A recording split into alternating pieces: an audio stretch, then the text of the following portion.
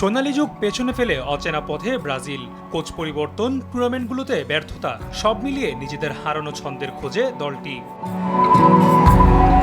কাতার বিশ্বকাপের পর দফায় দফায় কোচ পরিবর্তন করে দায়িত্ব আসে দরিবালের কাঁধে, তবে ফলাফল এখনও সেই তলানিতেই। কোপা আমেরিকার ব্যর্থতার সঙ্গে দলটির চিন্তার কারণ এখন বিশ্বকাপ বাছাই পর্ব, সঙ্গে রয়েছে ছন্দহীনতা ও খেলোয়াড়দের জয়ের মানসিকতার অভাব। কনমেবল অঞ্চলের বাছাই পর্বে এখন পর্যন্ত ৬ ম্যাচে সেলেসাওদের অর্জন ৭ পয়েন্ট, আছে টেবিলের ষষ্ঠ স্থানে।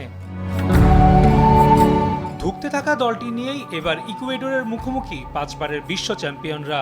ইনজুরির কারণে দলে নেই তারকা ফুটবলার নেইমার, এমনকি বার্সেলোনার হয়ে সদ্য হ্যাট্রিক আরএফএল ওয়্যার ড্রপ, প্রিয় সব পোশাক যত্নে থাকবে আরএফএল ওয়্যার ড্রপে। করা রাফিনহাও থাকছেন না হলুদ কার্ডের নিষেধাজ্ঞায়। ফলে ভিনিসিয়াস, রদ্রিগো আর তরুণ ফুটবলার এনরিককে নিয়েই আক্রমণ ভাগের পরিকল্পনা সাজাবেন দরিবাল।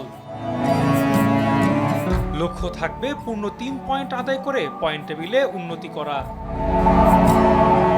যদিও ইকুয়েডরের বিপক্ষে ইতিহাস কথা বলছে ব্রাজিলের পক্ষেই। এখন পর্যন্ত ৩৫ বারের দেখায় সেলেসাওরা জয় পেয়েছে ২৭ ম্যাচে, ড্র হয়েছে ৬টি ও পরাজয় ২টিতে। অবশ্য বাছাই পর্বের পয়েন্ট টেবিলে ৬ ম্যাচে ৮ পয়েন্ট নিয়ে পঞ্চম স্থানে আছে ইকুয়েডর। ফলে সমীকরণের খাতা বন্ধ করলে বলাই যায় কঠিন পরীক্ষার মুখোমুখি ব্রাজিল। কুরিতিবার স্তাদিও পেরেইরা স্টেডিয়ামে ম্যাচটি শুরু হবে বাংলাদেশ সময় শনিবার সকাল ৭টায়। রাফি আমিন, RTV।